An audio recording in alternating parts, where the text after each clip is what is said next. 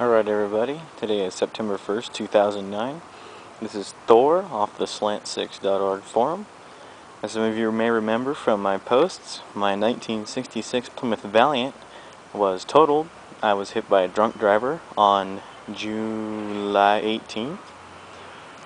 As a result, the Valiant is gone, and I have this as a replacement. 1965 Dodge Dart GT.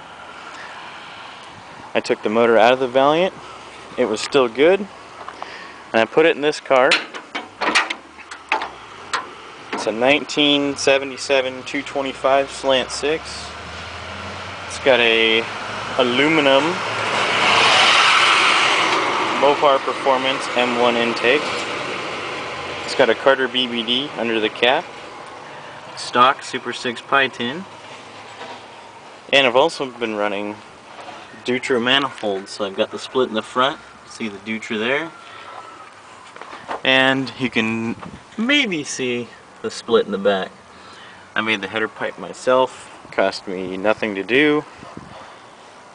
There you have it. Radiator is a later model.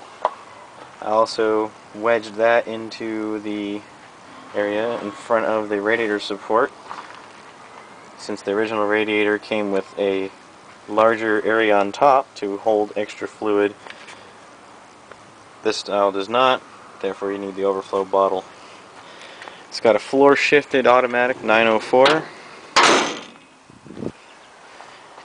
which for 65 is just as rare as every other year you can get it in, I suppose. It does have vinyl bucket seats, which are factory. It's not in great shape. It's got some rips right here. So I decided to grab these seat covers out of my closet and put them on just for preservation of the seat. I've changed out the dash cluster instrument circuit board to a 1964 Dodge Dart style, which fits right on the back of the 65 cluster. It's a different part number, but all the circuits are the same. This one's in better shape.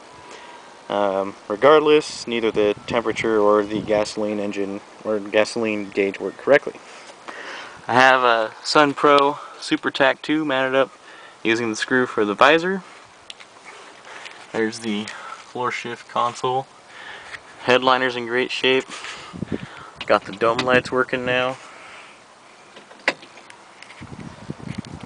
Got some Ford Maverick parts in the back. If anybody needs those, let me know.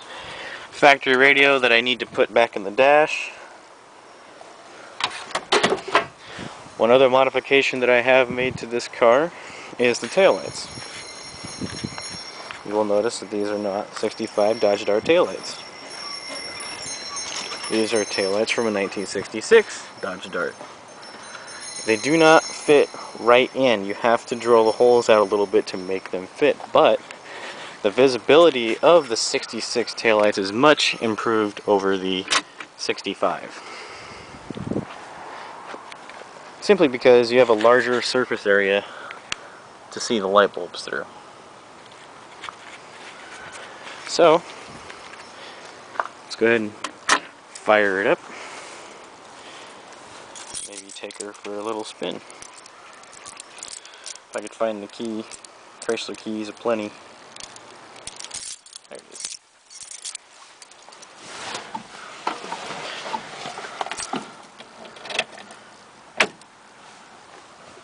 Don't even probably have to pump the gas.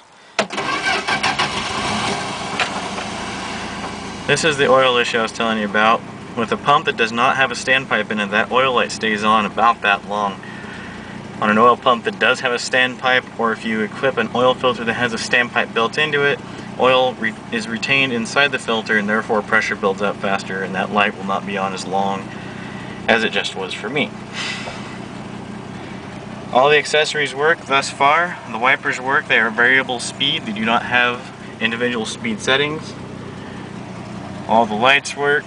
The heater fan works. Not wonderfully, but it works. Cigarette lighter works. I have a big old hole in my dash where somebody kindly cut it to put an aftermarket stereo in it, and that wasn't good enough, so they also put one in the glove box. I can have two stereos if I wanted to.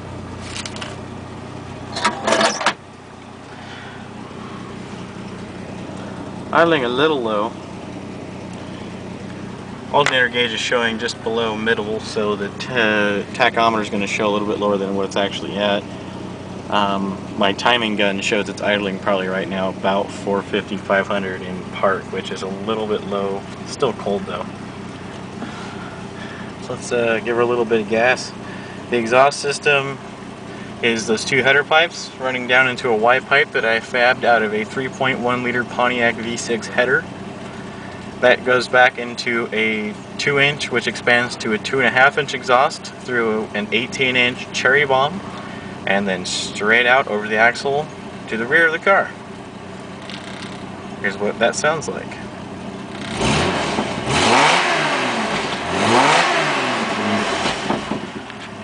And outside the car,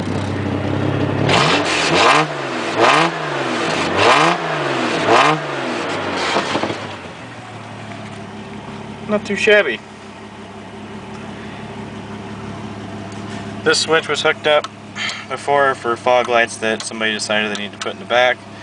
This is the choke that I never hooked up because this car fires right up in the morning without use of it. You just got to keep it running until it's warm, which is no problem. So yeah, with that, let's get ready to take a drive.